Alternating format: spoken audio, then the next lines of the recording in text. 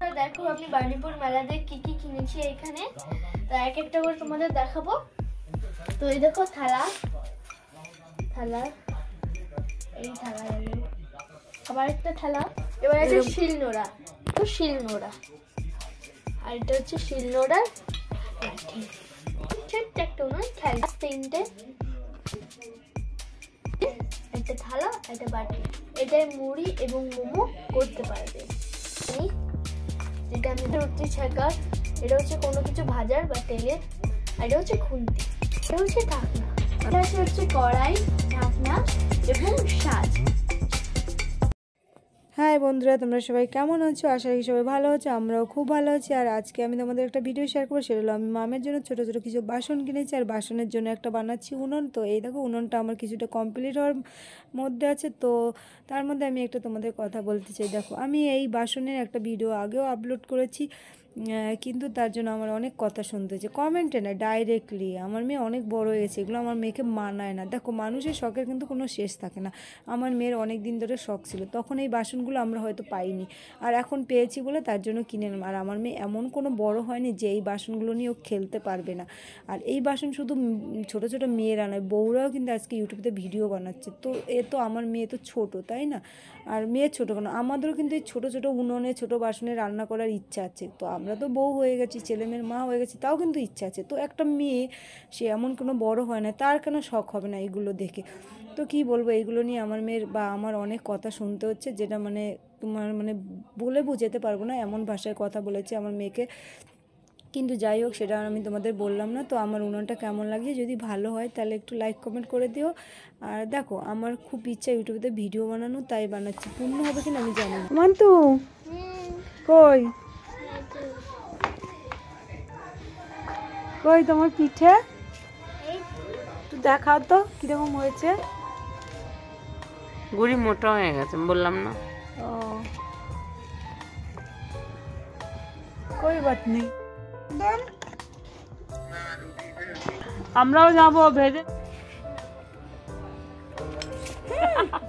মাই god, শক্ত হয়ে গেছে। আরে পিঠা বানাচ্ছে ওই না, ওই যে মানি ছোট সাজ কিনেছে না মেলার থেকে, সেই সাজে পিঠা বানাচ্ছে মান্তু, তাই ভিডিও করছে। নুন দিয়েছিল? সাজ এনে দেবো। আরে এটা উঠছে না, আমি কি করবো এটা না উঠলে?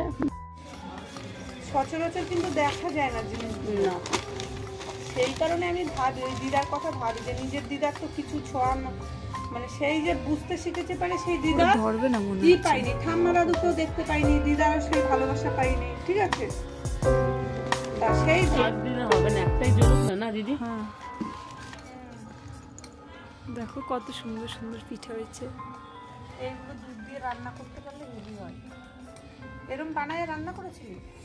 না এইটা প্রথম, আজকে বাড়াতে হয় না, না কালকেরা। ঠিক আছে, আজকেরাই তো অনেকে করছে। দেখো মানি, দেখো কি সুন্দর হয়েছে।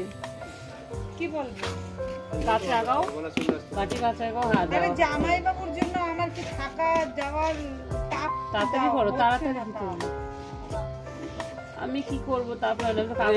কাঠ আছে, কাঠগুলো দাও, নাইকেলের পাতা কোথায়? আরে ওই কাঠগুলো দিলাম না, কোথায় গেল?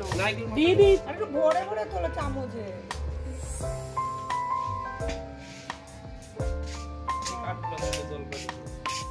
এগুলো কোথায় ছিল? একটু দাও হাতের উপর। না আগে ব্রহ্মারে দিতে হয় বাস্তবকে। ধরুক, কাঠ একটু বেশি না ধরবে না। থালায় চালে দাও, চালে ছোড়ো। মা ঢাকো।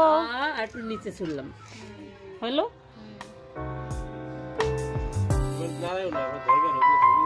না? আমি কাগজটা ঢুকে দিচ্ছি, কাগজটা বাইরে একটা টুল আছে ওই পাশে। মামা মামা তোমার লাইট দিয়েছিস কেন? হ্যাঁ তোমার লাইট না, তোমার লাইট ওইখানে বই টুলটা দে। সেই টুলটা কই? বাথরুমে দেখছি। ওটা তো খুব কামড়াই ধরবে, আর আমি চিল্লাতে ও আনন্দতে নিশ্চিন্তে ঘুমিয়েছে আমাদের বাড়িতে। ওর দুটো যে বেবি নাই, সেটা ওর চিন্তাও নাই।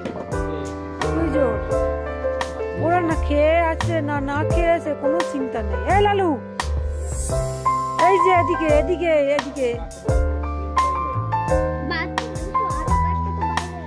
তোর আর দুটো যে বেবি আছে কই? আরে আরো দুটো, এই আর দুটো যে আছে কই? লালু, তোর আর দুটো বেবি কই?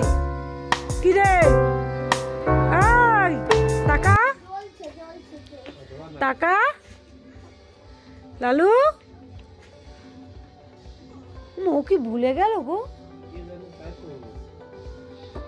ওভাবে দিয়ে দিতেই ওর। হ্যাঁ আরো দুটো বেবি রয়েছে। এই লালু, যা করে নিয়ে আয়।